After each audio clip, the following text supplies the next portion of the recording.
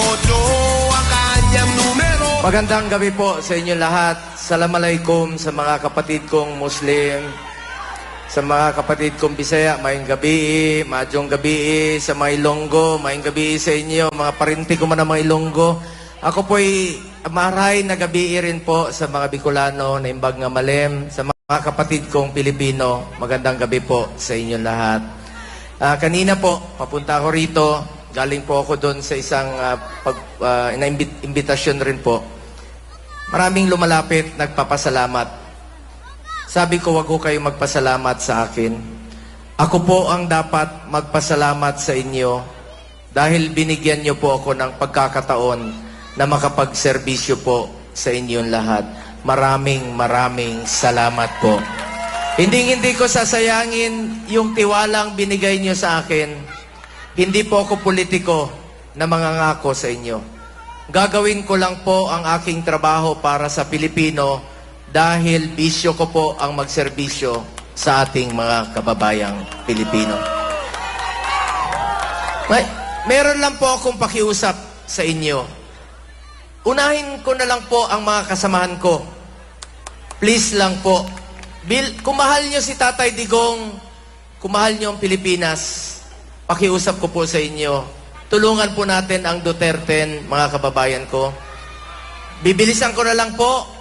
Unang-una, Attorney Jimmy Bondoc, isa sa naghikayat kay Pangulong Duterte na tumakbo siya bilang Pangulo. Ayaw niya sana tumakbo noon, pero ito si Jimmy, kumanta siya ng takbo.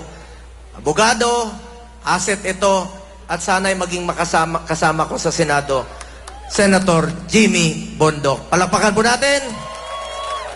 Second, and of course, ang aking seatmate, 24 years na kaming magkaibigan, magkasama, kumpare, tested ito. Talagang asset ito at hindi magiging successful na labanan po ang kriminalidad at hindi magiging successful ang administrasyon ni Pangulong Duterte kung hindi dahil kay Senator Bato de la Rosa. Palakpakan po natin. Please, tulungan po natin. Pangatlo naman po, mamaya na ako yan. Pang-apat, sino ba susunod? Attorney J.B. Hinlo. Abogado, Commissioner ng PACC, USEC ng DILG, representative po ng mga Ilonggo. Ako, damo ko sa mga parinte sa Iloilo. Mga Tisoro po, Batanggenyo yan, ang iba ay Ilonggo. Ang representative ng Ilonggo, Attorney J.B. Hinlo, palakpakan po natin, tulungan po natin. And of course, meron rin tayong representative ng Ilocano. CESA Chairperson, Abogado, Secretary, Political Advisor po sa Luzon, Attorney Raul Lambino. Palakpakan po natin. Please, tulungan po natin ang ating kapatid na Ilocano. And of course, next, ang ating mga guest candidates, classmate ko sa Kongreso, sa Commission on Appointments. Magaling, talaga busisisiin ka. Hindi po ito malulugi ang gobyerno pag nandiyan dyan po ang magaling, isa sa aking hinahangaan na congressman po sa buong Pilipinas. At gusto kong maging kasama. Long overdue na po ito sa Senado. Please lang po, Senator, Congressman Dante Marcoleta. Palakpakan po natin. And next, bakit ka nagtago dyan sa likod? Best friend po ni Pangulong Duterte. Mas una pa itong naging magkaibigan sila, magkasama ni former Mayor Rodrigo Duterte. Ang kanyang spiritual advisor, alam niyo, mabait, matulungin po. Isa po ang kanilang layunin ni Pangulong Duterte, tumulong talaga sa mga mahirap. Pastor Apollo C. Kibuloy. Tulungan rin po natin. Pabalik yun. And eto, abogado, pag na-appoint ka sa pagiging executive secretary, yan po yung little president. Galing ako dyan ASAP noon. Ibig sabihin, magaling, matalino ka. At asset po ito sa ating gobyerno kung sakaling maging senador. Senator Vic Rodriguez. Palakpakan po natin. Please, tulungan rin po natin. Ito naman po ang aking kaibigan. Nagawa na niya ang lahat sa buhay. Multi-awarded actor. Isa lang po ang... Nakaikot na rin po siya sa buong Pilipinas. Alam niya ang naging problema sa ating bansa. Lalong-lalo na po sa baba, sa grassroots level.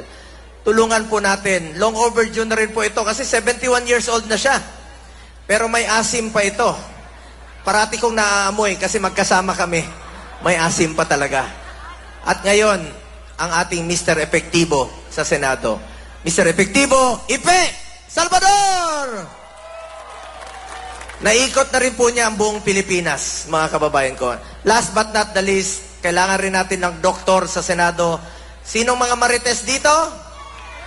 Sabi ko, mas maraming marites dito. Doktor, kailangan natin ng doktor sa Senado. Walang doktor eh. At meron po ako magiging kasama sa health, di ba? Dr. Richard Mata, palakpakan po natin. Ako naman po, bilang inyong senador, I have authored 18 laws. I have principally sponsored 84 laws including upgrade of public hospitals. I have co-authored and co-sponsored 189 laws at wala po akong absent sa Senado sa loob po ng 6 na taon. Makikita niyo ako, nandiyan dyan sa Luzon, Visayas, Mindanao. Hindi ko po matiis na nakaupo sa opisina habang nangangailangan po ang ating mga kababayan. Ilapit po natin ang serbisyo ng gobyerno sa ating mga kababayan, lalong-lalo na po sa kalusugan. Bilang chairman ng health, malasakit centers, super health centers, at regional specialty centers. Chairman din po ako ng sports, ilayo natin ang mga kabataan sa illegal na droga. Proud lang ako bilang chairman ng sports. Dati kulela tayo.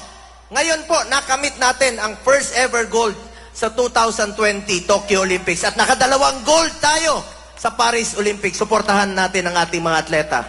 Chairman din po ako ng Committee on Youth sa mga kabataan. Kayo po ang kinabukasan ng bayang ito. Mag-aral po kayo ng mabuti. Edukasyon po, unahin ko rin po pagdating ng panahon. Naging prioridad po ni dating Pangulong Duterte ang education.